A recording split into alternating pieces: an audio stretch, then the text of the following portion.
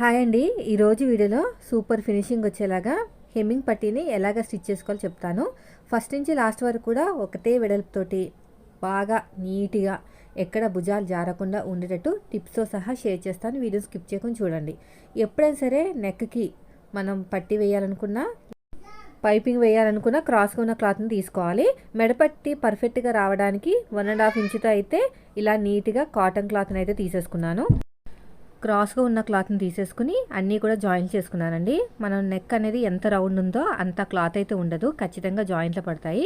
So జాయింట్లు వేసుకునేటప్పుడు కొంచెం నీట్గా వేసుకున్నామంటే ఫినిషింగ్ అనేది నీట్గా ఉంటుంది. మీ చేతి వాళ్ళని బట్టి ఎటు స్టార్ట్ చేసుకున్నా పర్లేదు. స్టార్టింగ్లో చిన్న ఫోల్డింగ్ చేసేసుకుని ఎక్కడా సాగదీయకుండా కింద లేయరు అంటే మనకి బాడీ లేయరు, అదేవిధంగా పైన మనకి ఈ హెమ్మింగ్ పట్టీ క్లాత్ ఉంది కదా, అది కూడా సమానంగా పెట్టుకుంటూ నీట్గా స్టిచ్ చేసుకుంటూ వెళ్ళాలి. చూడండి, నేను ఎలాగైతే స్టిచ్ చేస్తున్నానో అలాగా.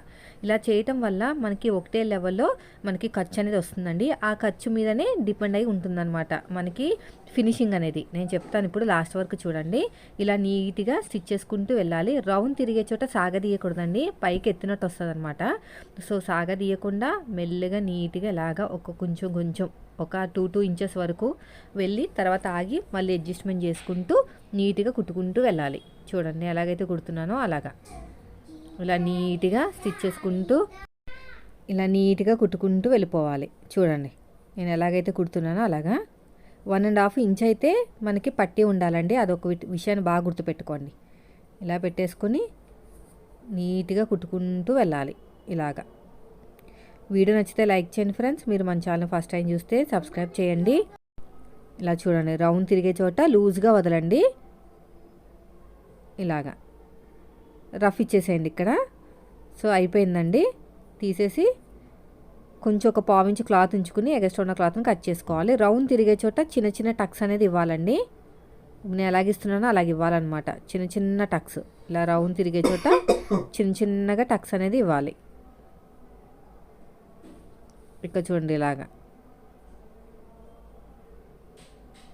చిన్నగా రౌండ్గా టక్స్ ఇచ్చేసి మళ్ళీ ఇలా ఓపెన్ చేసేసుకుని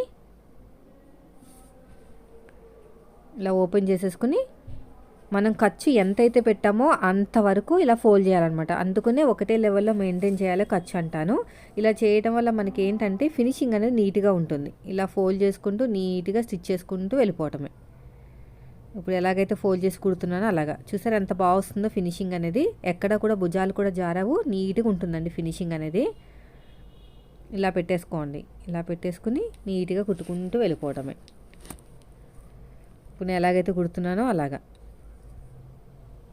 ఇలా ఫోల్డ్ చేసుకుని నీట్గా స్టిచ్ చేసుకుంటూ వెళ్ళిపోవాలి.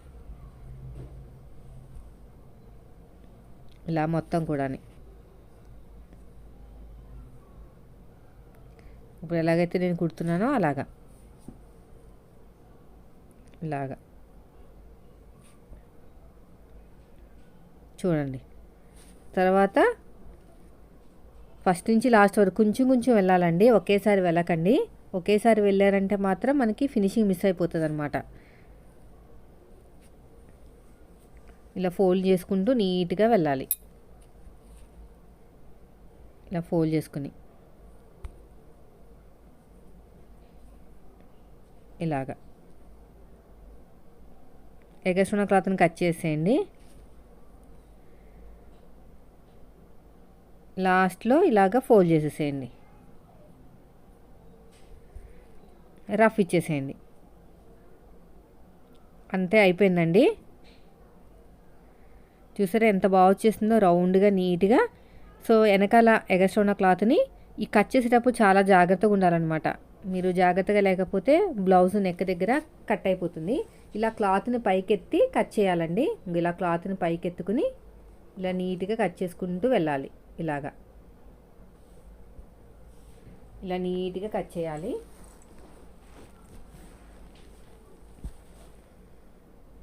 చూడండి ఇలాగా. ఇక్కడ కూడా అంతే.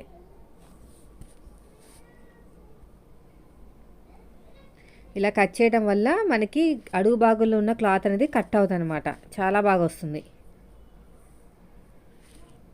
చూడండి ఎంత బాగుందో. ఇలా మొత్తం కూడా ఇలాగే నీట్గా కట్ చేసుకోవాలి. అంతే ఫ్రెండ్స్, మీరు కూడా ఇదే మెథడ్లో కట్ చేసి కుట్టారంటే ఫినిషింగ్ అనేది చాలా నీట్గా వస్తుందండి. వీడియో నచ్చితే లైక్ చేయండి. మీరు మన ఛానల్ ఫస్ట్ టైం చూస్తే సబ్స్క్రైబ్ చేయండి. చూడండి ఎంత బాగుందో నీట్గా. Thank you for watching.